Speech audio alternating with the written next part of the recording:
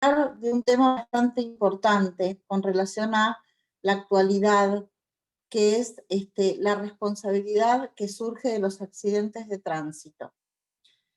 Lamentablemente es cada vez más complejo y cada vez más actual el tema, porque existe un nivel de conciencia en cuanto a que lo que está provocando el daño es una cosa, es el automóvil, esta cosa es una cosa riesgosa. Por lo tanto, la primera intervención que se da a partir de la naturaleza misma de este tipo de responsabilidad es la aplicación del artículo 1757.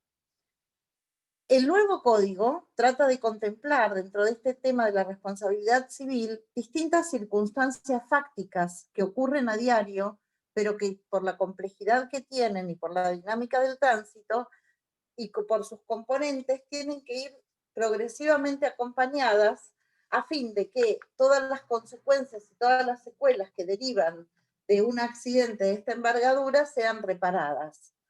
Las estadísticas señalan que una de las causas de muertes más común entre los argentinos es el tránsito. De ahí que uno tiene que estar totalmente cubierto en cuanto a el tratamiento del tema, fundamentalmente porque lo que se provoca es una dinámica bastante compleja en cuanto a qué es lo que hay que reparar y quién es el responsable de esta reparación. En este nuevo código, que trata de receptar todo lo que la doctrina y la jurisprudencia han ido ofreciendo a lo largo del tiempo, encontramos que existe un artículo particular, que es el artículo 1769, que refiere específicamente a la responsabilidad derivada de la intervención de las cosas para ser aplicada en los casos de daños causados por la circulación de vehículos. Esto es concordante con el artículo 1113 del Código Civil anterior, es decir, del Código de Vélez, que establecía que en los supuestos de daños causados con las cosas, el dueño o guardián, para eximirse de responsabilidad, debería demostrar que de su parte no hubo culpa. Pero si el daño se hubiera causado por el riesgo o vicio de la cosa, solo se eximirá total o parcialmente de la responsabilidad, acreditando la culpa de la víctima o de un tercero por el que no debe responder. Si la cosa hubiera sido usada contra la voluntad expresa o presunta del dueño o guardián, no será responsable.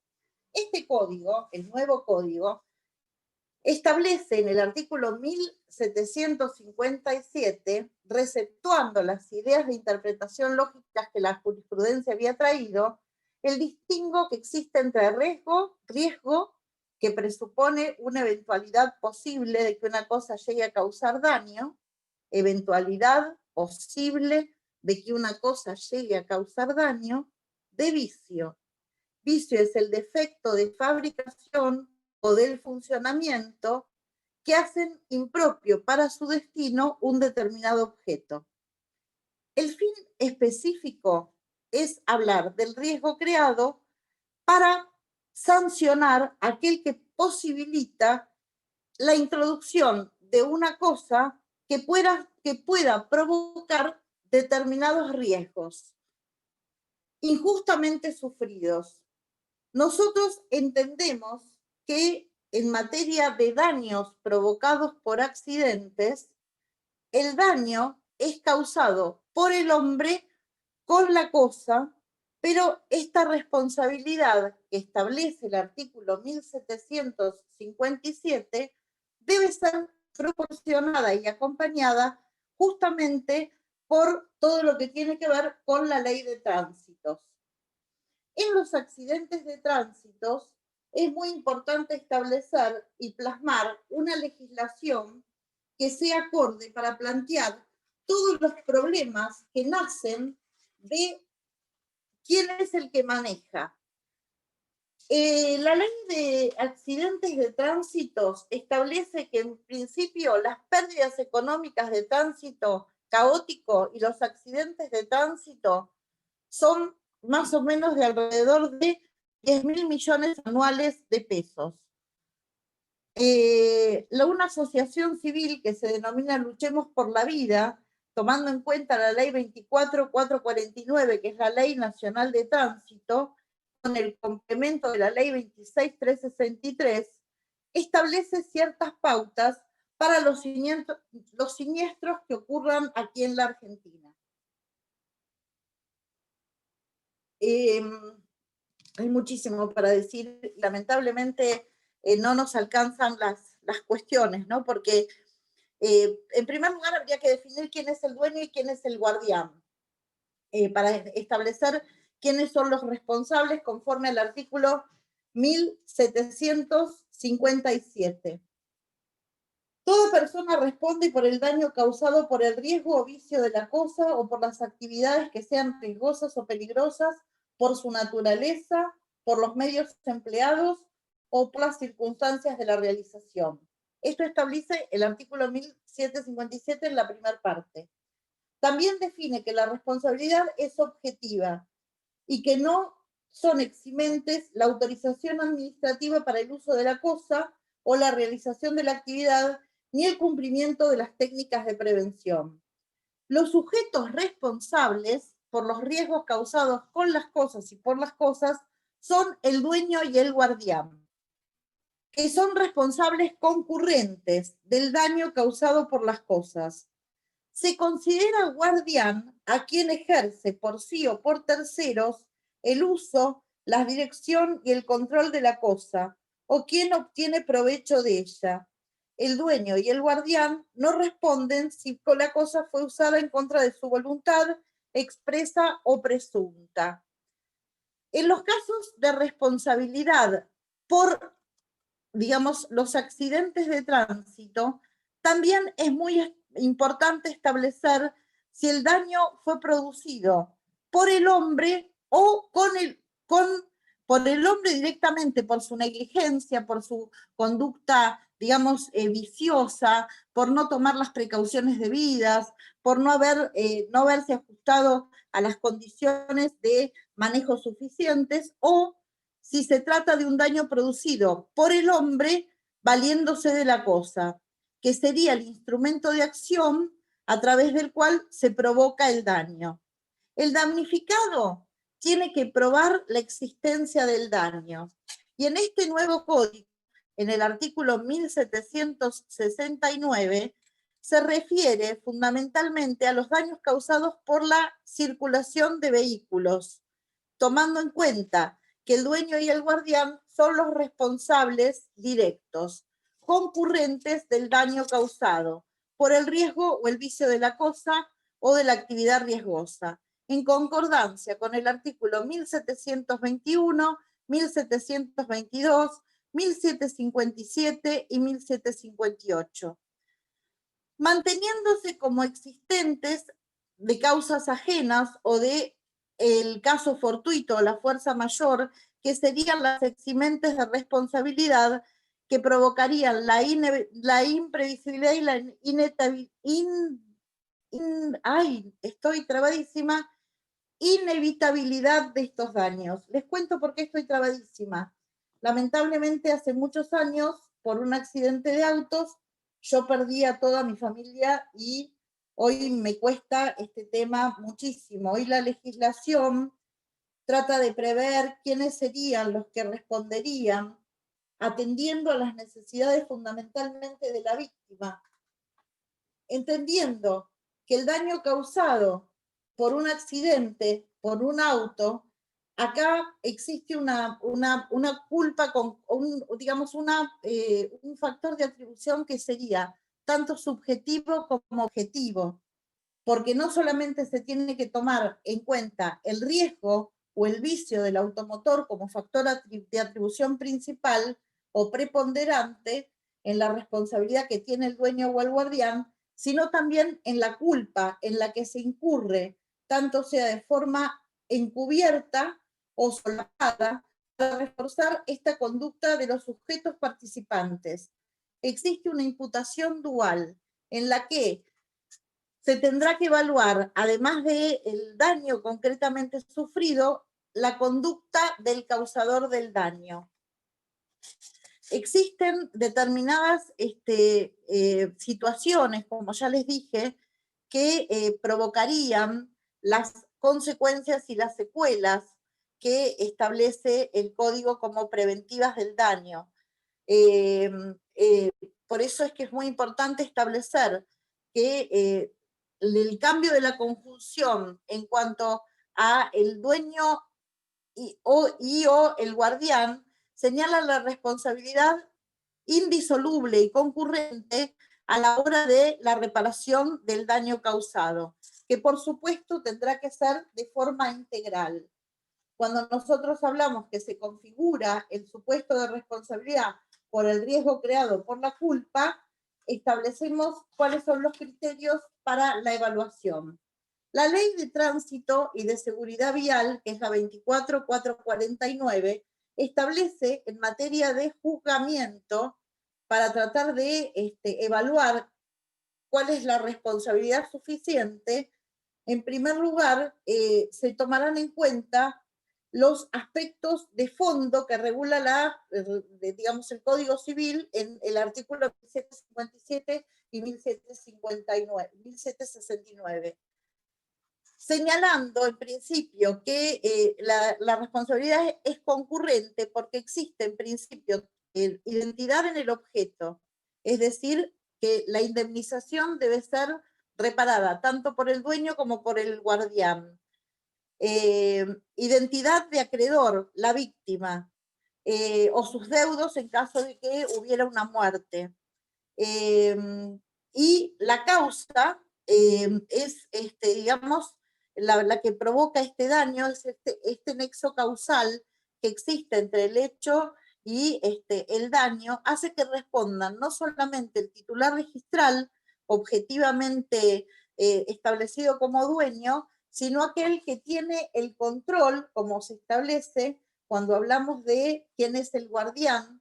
El guardián es el que detenta el grado de mando, el que tiene, de hecho, el poder efectivo de vigilancia, gobierno y control de la cosa. Es el que tiene la facultad de dirección, el control del objeto y el que obtiene provecho. El dueño es aquel que reviste la condición al momento del siniestro, es decir, aquel que es el titular registral. En principio, la enajenación posterior frente a determinados ilícitos no lo libera. Ambos, dueño y guardián, son responsables concurrentes del daño causado por la cosa. ¿Profe? Sí. Una pregunta, si por ejemplo, ¿no? El choque lo realiza el dueño con el vehículo propio, ¿también es concurrente la responsabilidad con el guardián aunque él no haya tenido nada que ver en el acto? No, mi amor. La Si lo hace responsabilidad el guardián. claro, cuando hablamos de la responsabilidad del dueño o al guardián, es en el caso en el cual el tenedor material del objeto no es el dueño. Si el tenedor del objeto al momento del siniestro es el guardián de la cosa, un chofer, un hijo, un empleado, o aquel que detenta materialmente la cosa, alguien que ha hasta secuestrado la cosa, en principio, frente a la víctima, el que va a responder va a ser el dueño y el guardián. Por supuesto que en caso de que se demande al guardián y al dueño, si el dueño paga, el dueño también tiene acción de repetición contra el guardián. ¿Pero por qué? Porque en realidad lo que se trata de priorizar en este supuesto tan importante es la protección de la víctima, para que la víctima pueda volver al estado integral. Como les dije antes, lamentablemente existen una serie de siniestros que de hecho los vemos a diario. Nosotros acá en Mar del Plata no somos tan testigos de la cantidad de accidentes que existen, pero lamentablemente en la República Argentina, una de las muertes masivas más reales es la muerte provocada por accidente. Y lo que busca la legislación es la reparación integral a la víctima. Volviendo a tu pregunta, en caso de que manejara el dueño, el que responde es el dueño. Y en caso de que maneje el guardián, responden solidaria, concurrentemente frente a la víctima, el dueño y el guardián. ¿Sí? Doctora, una pregunta. Sí. Usted dijo que la responsabilidad puede ser subjetiva o objetiva. No me queda claro por qué los dos tipos de No, responsabilidad. en realidad nosotros hablamos del artículo, ¿se acuerdan que en la clase anterior hablábamos del 1721 estableciendo que los factores de atribución son subjetivos y objetivos? Sí. Puede ser que si existe negligencia o impericia en el manejo, agrave el daño. Ya el hecho de causarse un daño con un automotor provoca la responsabilidad objetiva, porque así lo establece el artículo 1757, cuando el daño es producido con la cosa o por el riesgo o vicio de la cosa, y no cabe ninguna duda en los fallos que se establece que el automotor es una cosa riesgosa o peligrosa. La conducción de un vehículo en la vía pública requiere de su conductor no solamente una permanente atención y observancia de las reglas de prudencia, sino que en todo momento debe mantener el absoluto dominio de aquel. Esa es la responsabilidad que tiene quien se sube a un auto. Claro. Y que tenga el absoluto dominio del automotor, lo que lo justifica es la licencia de conducir. Cuando nosotros hablamos de a quién se le otorga la licencia de conducir, fíjense la cadena que se puede provocar en cuanto a la causación de un daño, cuando el daño es provocado por alguien que es inimputable o que no está facultado para la realización del hecho. Yo les contaba a ustedes, o no sé si a ustedes o en otra clase, en algún momento acá, en los conductores de transportes de pasajeros, de viajes exigidos en la temporada, muchas veces hacían 2 turnos, es decir, llegaban hasta de Buenos Aires a Mar del Plata, descansaban 4 horas y volvían a Buenos Aires. Sí. Las condiciones psicofísicas de las personas que manejaban este tipo de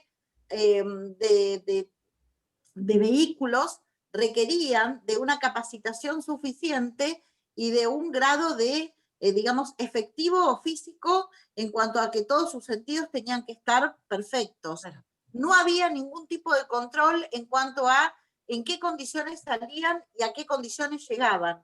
Y lamentablemente, muchos de los siniestros que sucedieron podrían haber sido evitados si se hubiera hecho un control suficiente de la diligencia adecuada con la cual el conductor subía al vehículo. Me consta porque llegó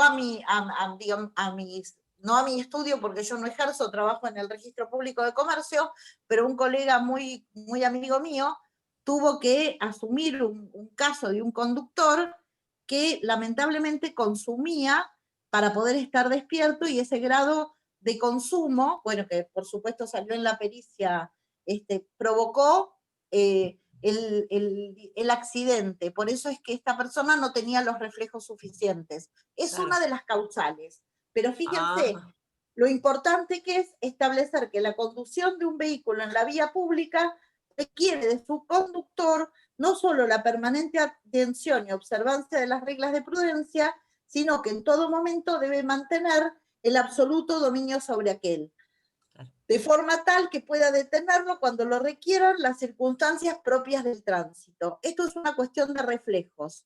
Quien maneja negligentemente agrava la culpa. Por eso decimos que en materia de accidentes vehiculares existe una doble imputación, es decir, una imputación subjetiva y una imputación objetiva.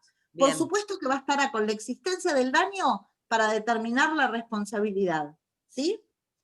Entonces, en primer lugar, tenemos que recordar que en el orden de accidentes de tránsito, como son daños provocados por cosas riesgosas, siendo el automotor en movimiento una cosa riesgosa, se tiene que tomar en cuenta tanto a la víctima en la dispensa de probar en qué circunstancias y en qué condiciones se había realizado el daño, sino que también es muy importante tener en cuenta la velocidad, el estado del pavimento y determinadas circunstancias que rodearon al hecho. Esto también es muy importante establecerlo, porque en cuanto a los daños causados por la circulación de vehículos, que incluye todo tipo de rodado, incluso los de tracción a sangre, es decir, las bicicletas, muchas veces hay que tomar en cuenta las ópticas de la seguridad vial. En algunos casos se ha demandado, además de a los autores del hecho siniestro, a las autopistas por la falta de mantenimiento. En Buenos Aires uno paga un peaje que garantiza cierto grado de efectividad en cuanto a las vías por las cuales circulará el auto, aún en condiciones inaceptables de manejo como podría ser una tormenta. Yo les estoy mezclando todo, pero tiene que ver todo con todo. No es lo mismo manejar un día de sol con un auto que tiene las gomas en suficiente estado, por eso es muy importante establecer en qué condiciones se encontraba el vehículo al momento del siniestro, para establecer no solamente la responsabilidad objetiva, sino también la subjetiva. ¿Me van siguiendo? Entonces, decimos que los accidentes de tránsito se tienen que establecer de acuerdo a la causalidad de los hechos, viendo no solamente el resultado dañoso, sino las causas que lo provocaron. Se aplica primordialmente la responsabilidad objetiva, es decir, la responsabilidad que surge del riesgo de la cosa, sin perjuicio de que en algunos supuestos los factores subjetivos también son de relevancia.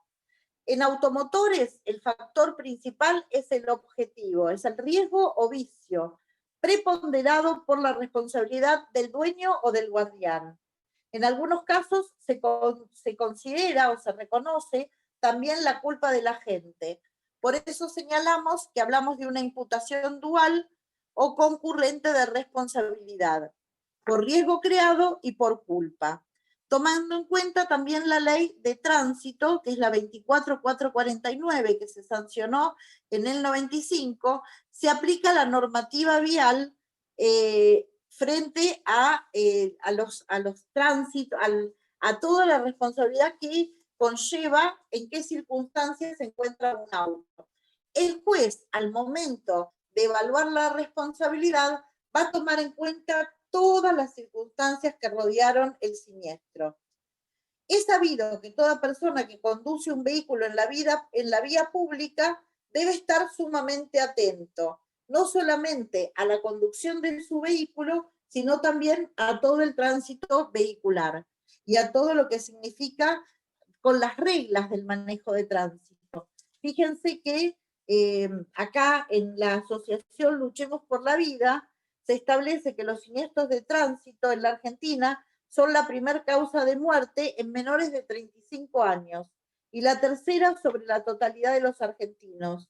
La cifra de muertos es elevadísima comparada con otros países.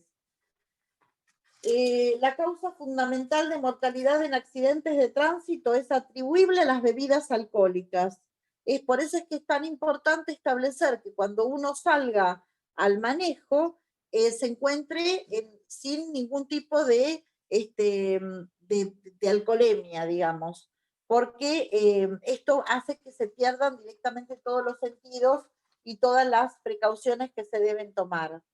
En cuanto a la doctrina y a la jurisprudencia, el plazo de prescripción, en materia de novedades con relación a los riesgos creados por los accidentes de tránsito, decimos que tanto el artículo 1769 junto con la ley de tránsito deben ser muy bien aplicados con relación a qué es lo que se puede reclamar. Los hechos o los actos de tránsito, en principio, deben ser establecidos como una obligación fundamental para tomar en cuenta el reflejo y la seguridad social que deben proveerse a toda sociedad. Por eso es que se dice que en materia de jurisprudencia de automóviles, que están en movimiento, se consideran los automóviles en movimiento como una cosa riesgosa o peligrosa y crean un consumo de seguridad social que debe ser soportada por el dueño y el guardián. Es decir, que la ley presume, iuris et de iuri, que el automotor es una cosa riesgosa, generadora al menos del riesgo potencial. Entonces, en la realidad del tránsito diario actual, en las calles y en las carreteras, se debe tomar en cuenta todo este cóctel para determinar cuál es el grado de responsabilidad. Doctora, con respecto a un accidente, no leí la pregunta. ¿Me la podés decir, por favor?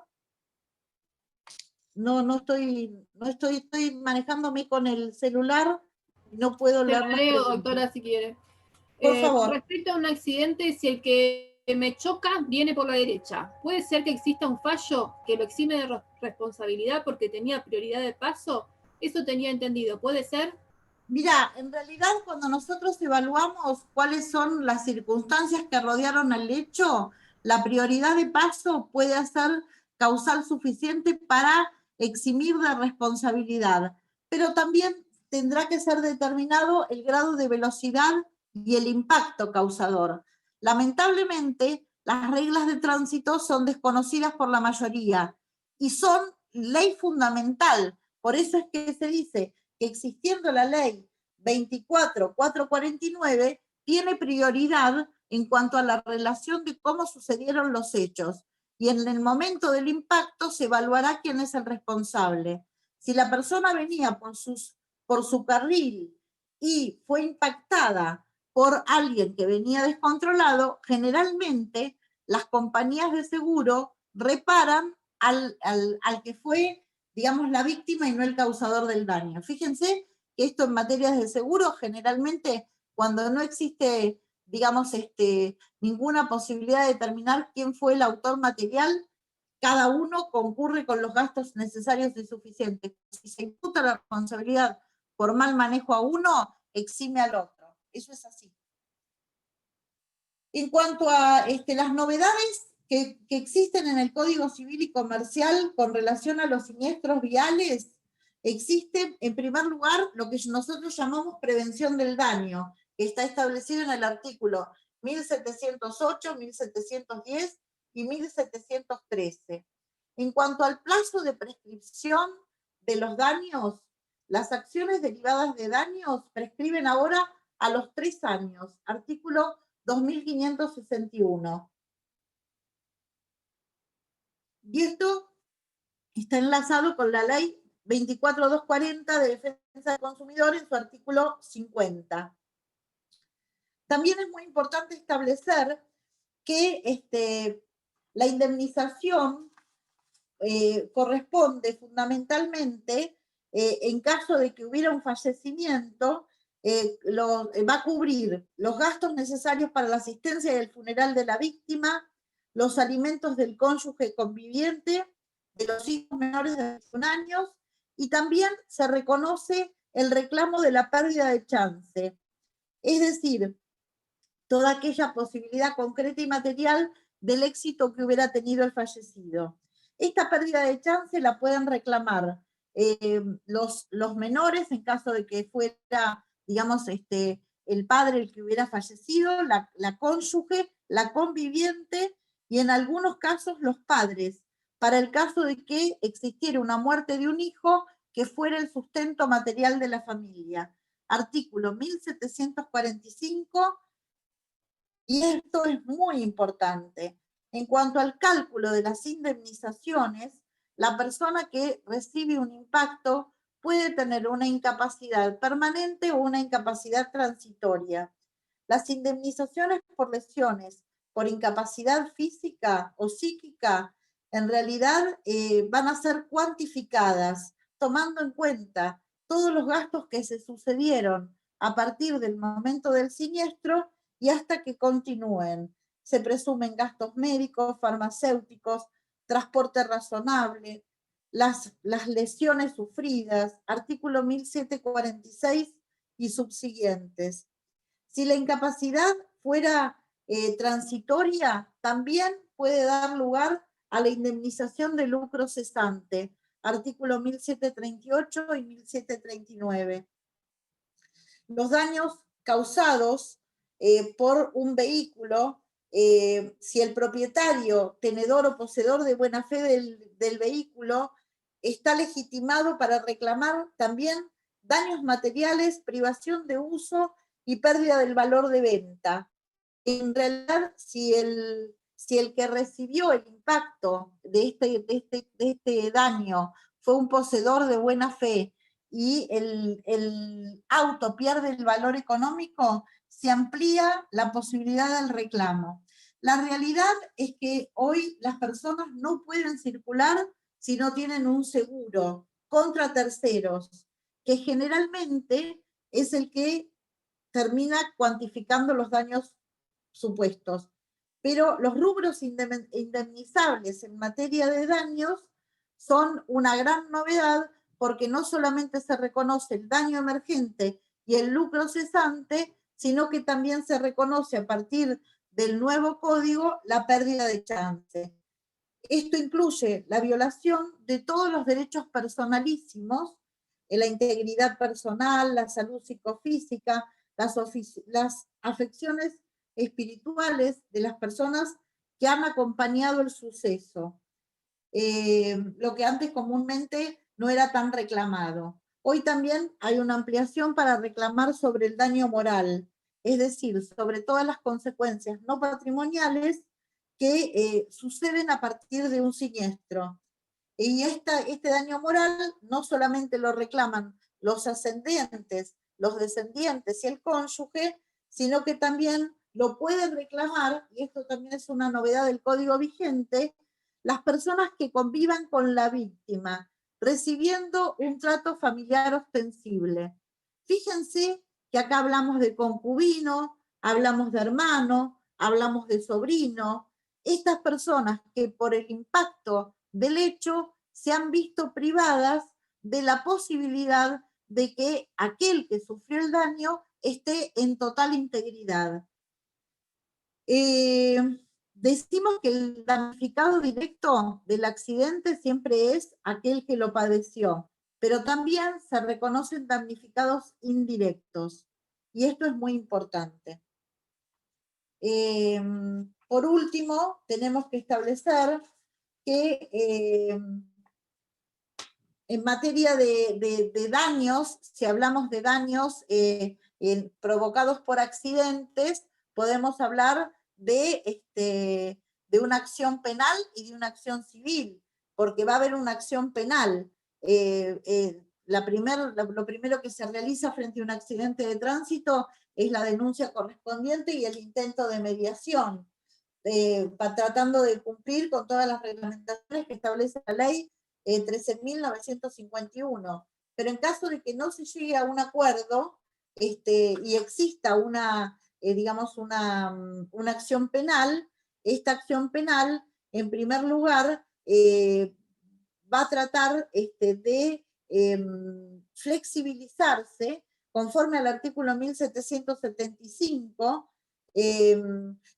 La sentencia civil debe suspenderse hasta la conclusión definitiva del proceso penal, pero esto no tendrá que ser respetado en caso de que haya muerte del imputado o suspensión del juicio por pruebas.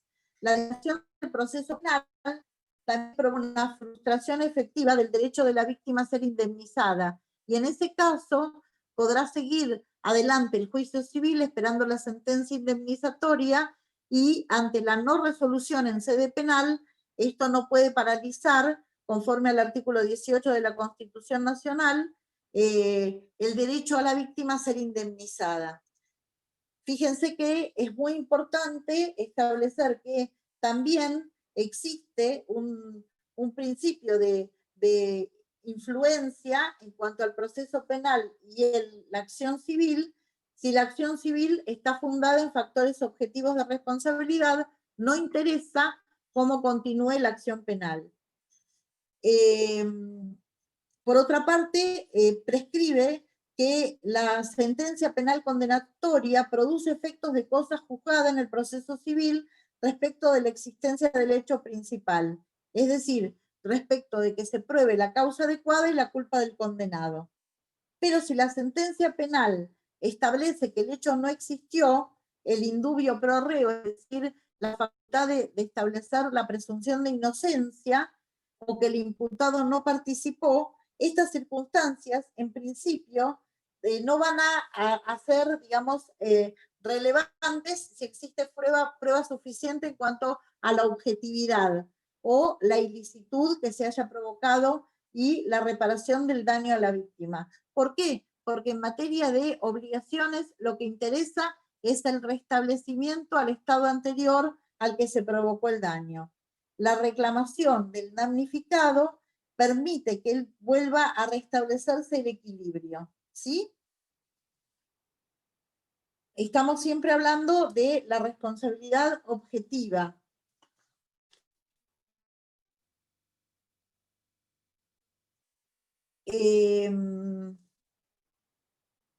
También es importante establecer que existen determinadas influencias que el juez debe valorar a través de probanzas concretas en un régimen de sana crítica racional. No siempre el automóvil embistente hace al sujeto responsable. ¿Por qué? Porque puede coincidir, pero no siempre es así, porque muchas veces si el embistente iba por su carril correspondiendo a las leyes de tránsito y surge alguien que imprevistamente aparece, acá el sujeto responsable no es el embistente, sino aquel que infringió la regla de ir por la derecha. Siempre hay velocidades que deben ser respetadas en materia de circulación de vehículos. Ustedes saben que en materia de reglamentación de las leyes de viabilidad, la velocidad máxima para conducir en rutas es de 120 kilómetros por hora y la velocidad máxima en materia de tránsito en ciudades va en una oscilación de 40 a 60 kilómetros por hora, y esto tiene que ser respetado. Hablamos de la ampliación de la legitimación, hablamos de la indemnización de los gastos necesarios. Lo que trata este nuevo código es de contemplar la gravedad de los accidentes de tránsito, y por eso lo establece como un artículo específico. Trata de proteger a la víctima, ya que existen varias herramientas jurídicas que no solamente están plasmadas en el código y que comprenden a la responsabilidad objetiva, sino que lo que se busca fundamentalmente es la reparación integral y tomando en cuenta todos los daños resarcibles y todos los legitimados activos con relación a quiénes son los que pueden reclamar.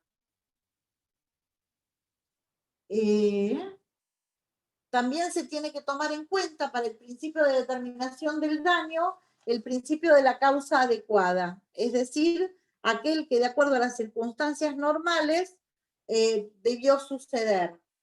Acá tengo una demanda en la que González demanda a López sobre un accidente y fundamentalmente se establecen cuáles fueron los hechos ocurridos, cuál fue la circunstancia que rodeó al hecho, y en primer lugar los hechos sucedieron el 20 de mayo del año 2017, alrededor de las 15:30, se dirigía caminando hacia la calle Soler y al llegar a la intersección entre Boyacá, un transeúnte por la parada del autobús 269, que estaba sobre la calle Boyacá, lo podía tomar a una cuadra sobre la derecha y al mirar hacia ambas direcciones no observó ningún vehículo exceptuando el colectivo, y en ese momento, al intentar cruzar la calle, es embestida por un vehículo marca Renault Logan, dominio X6, y cae sentada sobre el asfalto. Luego del impacto está en una situación de shock, intenta levantarse y no puede, se encontró mareada y con náuseas, lo que le provocó un desviamiento de la columna. Obviamente lo que se reclama son gastos de farmacia, asistencia médica, gastos de traslados. y reparación de los daños y perjuicios solicitados. Los daños y perjuicios fueron establecidos en una magnitud en ese momento de, era una persona de 70 años y se encontró inmovilizada por falta de recuperación total por un transcurso de tiempo y produjo una crisis depresiva. Fíjense todas las cosas que se reclaman a partir de un accidente de tránsito. Se reclama daño moral, gastos de tratamiento psicológico, daño psicológico, y la demanda se estima en una suma de 400.000 pesos. Bueno, espero que les quede claro que entonces en materia de daños causados por el riesgo de la cosa, corresponde establecer el artículo 1757 y 1769, tomando en cuenta todo lo que rodeó las circunstancias del caso. Y también tomando en cuenta el deber de prevención de daños. Espero que les sirva, no se olviden que existe una fundación que se llama, Dios mío, esta fundación Valorar la Vida, Luchemos por la Vida. Y Luchemos por la Vida trata permanentemente de establecer las estadísticas con relación a los siniestros producidos.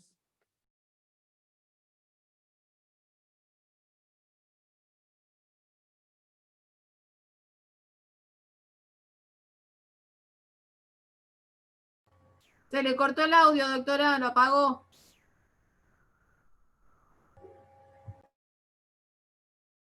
Se le apagó el audio. No se le escucha, doctora. ¿Cómo? No se le escucha. ¿No se me escuchó nada? Lo último que dijo no se le escuchó. No, lo que les decía es que si tienen alguna duda con relación al tema. No. No, doctora, gracias.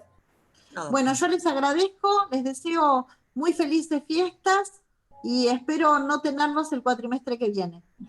Gracias, lo mismo esperamos. Un beso grande. todos. Chao, hasta luego. Gracias. Gracias.